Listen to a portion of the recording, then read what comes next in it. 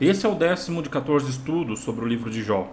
A gente já viu, desde o capítulo 4 até o capítulo 27, aqueles 3 ciclos de discurso entre Jó e os seus amigos. E a gente teve nesses capítulos uma repetição de temas e uma insistência de posições. Jó está insistindo desde o começo que ele é justo, que o que está acontecendo com ele é algo injusto e que ele quer falar com Deus, ele tem uma causa perante Deus, ele quer se defender diante de Deus. Os amigos de Jó estão falando o tempo todo que Jó, na verdade, ele é injusto, tem algum pecado escondido e que ele merece aquilo que ele está sofrendo. E os 3 amigos de Jó, Elifaz, Bildade e Zofar, eles vão falar uma série de temas nesses capítulos todos. Vão falar da insignificância do homem diante de Deus, de como a vida é curta, da efemeridade da vida. Eles vão chamar Jó para se arrepender o tempo todo. Eles vão louvar o nome de Deus, falando que Deus é grande. E vão ficar falando também o tempo todo que eles têm sabedoria e que Jó não tem. Então Jó tem que prestar atenção no que eles dizem. E a gente viu também que no último discurso de Jó, ele faz um apelo final para que Deus responda para ele ver a Deus, para ele poder se defender diante de Deus pessoalmente. Então a figura de Deus no livro de Jó vai se criando uma expectativa em torno dela para que ela apareça, para que Jó tenha finalmente a sua audiência diante de Deus. Mas parece que toda hora essa audiência ela é postergada, ela vai sendo colocada para depois. É essa a impressão que a gente tem agora nesse capítulo. Depois do apelo final de Jó, quando a gente tem uma expectativa de que Deus vai falar, você tem mais um novo elemento que adia um pouco mais essa resposta de Deus. A gente tem aqui então esse recurso narrativo que é criar a expectativa em torno de algo que vai se adiando o tempo todo. Quando Steven Spielberg fez o filme Tubarão, por exemplo, ele tinha lá umas questões técnicas que ele não conseguia mostrar o tubarão o tempo todo. Então ele teve a ideia de fazer o tubarão nunca aparecer de vez no filme. Então ele vai sempre aparece, você acha que vai ver ele, mas você vê lá uma água agitada, você vê alguma coisa e não vê o tubarão. O tubarão vai aparecer só lá pro final.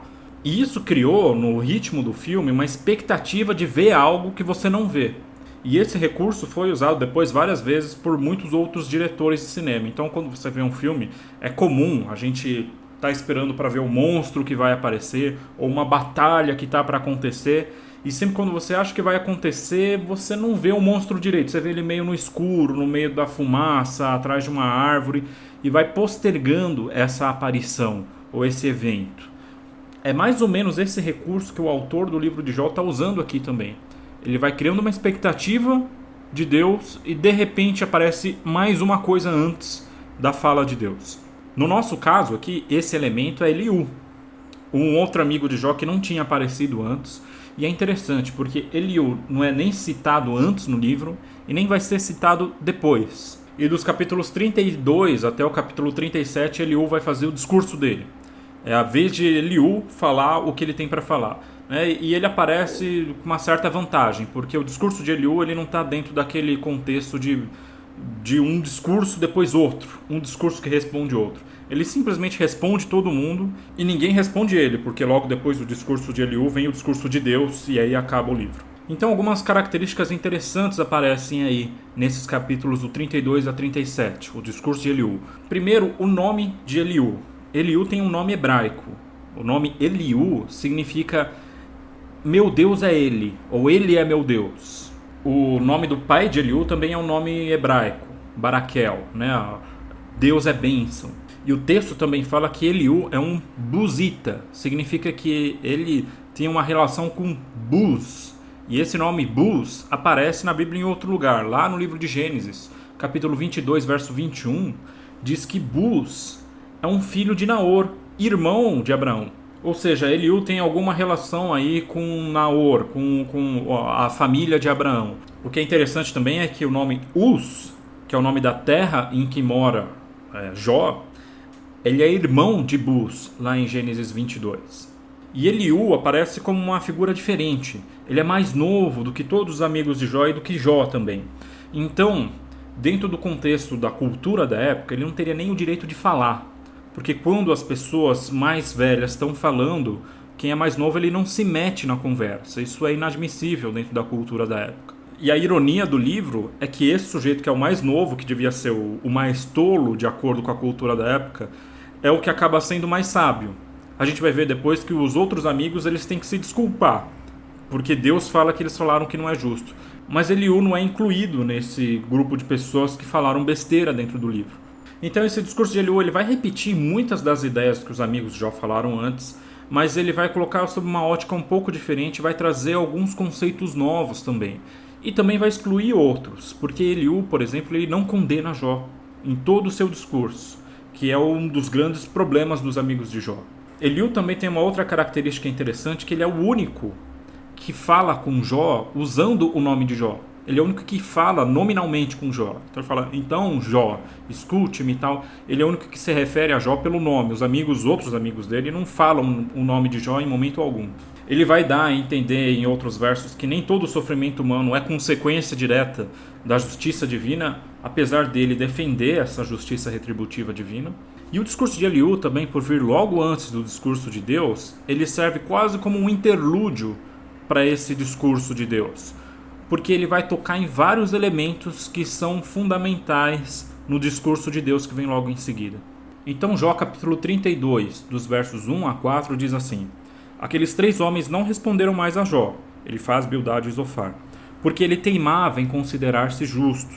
Então inflamou-se a ira de Eliú, filho de Baraquel, de Buz, da família de Ram.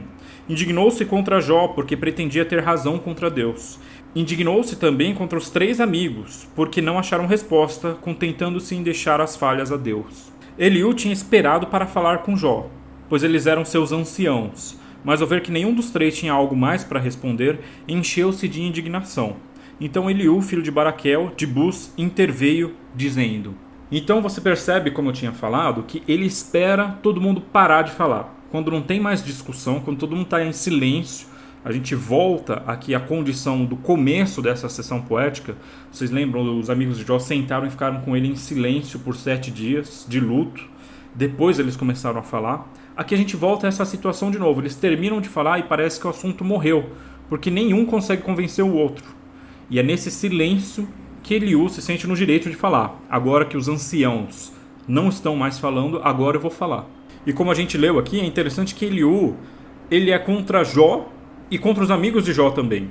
No final do verso 2 e no verso 3, diz que ele ficou indignado contra Jó, porque ele dizia ter uma razão contra Deus, e ele também ficou indignado contra os amigos de Jó, porque eles não acharam resposta, eles deixaram que Deus parecesse injusto nessa história. E aqui no verso 6 até o verso 10, Eliú vai ressaltar o fato dele ser mais novo do que os amigos, mas ele diz que não necessariamente a idade traz sabedoria. Às vezes não, às vezes a sabedoria está em outro lugar. E dos versos 11 até o verso 22, ele vai fazer uma introdução ao discurso dele, né? E no capítulo 33, o discurso de Eliú continua, agora direcionado diretamente a Jó, e lá dos versos 8 até o verso 18, Eliú vai refutar aquilo que Jó vem dizendo, aquela ideia de que Deus não fala, Deus está em silêncio, Deus não se comunica com os homens. Ele vai dizer assim, capítulo 33, verso 8 em diante: Disseste em minha presença, ouço ainda o eco das tuas palavras. Sou puro, não tenho delito, sou limpo e sem falta. E contudo, ele, Deus, encontra queixas contra mim e me considera seu inimigo. Coloca meus pés no cepo e vigia todos os meus passos. Não tens razão nisso, eu te digo, pois Deus é maior do que o homem. Como te atreves a acusá-lo? É porque não te responde palavra por palavra? Deus fala de um modo e depois de outro, e não prestamos atenção. Em sonhos ou visões noturnas, quando a letargia desce sobre os homens, adormecidos em seu leito, então ele abre o ouvido dos humanos e aí sela as advertências que lhes dá, para afastar o homem de suas obras e proteger o poderoso do orgulho, para impedir sua alma de cair na sepultura e sua vida de cruzar o canal. Quer dizer, o que Eliú está dizendo aqui é que nem sempre Deus fala com o homem com palavras audíveis. Deus usa métodos diferentes, métodos às vezes até estranhos para se comunicar com o homem. Só que o homem não ouve, o homem não presta atenção, o homem não vê aquilo que Deus está tentando dizer. Os versos 19 até o verso 33, até o final do capítulo 33, vai falar que Deus às vezes usa até o sofrimento para falar algo para o homem, para tentar ensinar algo para o homem. E o que é interessante é que ele fala, realmente Deus pode estar tentando te ensinar algo com esse sofrimento, Mas Eliú não chega a dizer que Jó está passando pelo sofrimento porque ele pecou, porque ele merece. Mas talvez Deus tenha algo a ensinar para ele. Mesmo que ele não mereça, mesmo que seja injusto, talvez Deus possa ensinar algo para ele através desse sofrimento que ele está passando. No capítulo 34, Eliú vai defender também a tal da justiça retributiva divina. Ele vai falar lá dos versos 10 a 12, por exemplo. Escutai-me, homens sensatos, longe de Deus o mal, de Shaddai a iniquidade. Ele retribui ao homem segundo suas obras e dá a cada um conforme a sua conduta. Na verdade, Deus não pratica o mal. Shaddai não perverte o direito. Mas ao mesmo tempo, lá no capítulo 35, ele vai mostrar que nem todo o mal ele vem das mãos de Deus para castigar. Existe algo além da justiça retributiva divina acontecendo no mundo também. Então ele vai dizer assim, a partir do verso 1. Eliú prosseguiu dizendo: julgas ter razão, pretendendo justificar-te diante de Deus? Falando para Jó, né? Já que dizes, que te importa, que vantagem tenho se tivesse ou não pecado? Vou responder-te a ti e aos teus amigos. Contempla os céus e olha, vê como as nuvens são mais altas que tu. Se pecas, que mal lhe fazes? Se acumulas delitos, que danos lhe causas? Se és justos, que lhe dás, e que recebe ele de tua mão? Ou seja, Eliú está dizendo, se você é justo ou injusto, isso não muda a Deus. Você não consegue interferir na ordem divina com as suas atitudes. Não é o fato de você ser um pecador ou você ser um justo que você modifica o que Deus é. Deus é aquilo que ele é, independente do que você for. E olha aqui o que ele diz a partir do verso 8 do capítulo 35. A tua maldade só concerne aos que são como tu. Tua justiça concerne aos mortais. Uns gemem sob o peso da opressão e pedem socorro contra o braço dos poderosos. A maneira como Jó procede, a maneira como nós procedemos, a nossa injustiça ou a nossa justiça, a nossa benignidade para os outros ou a nossa perversidade com os outros, eles não têm a ver com Deus.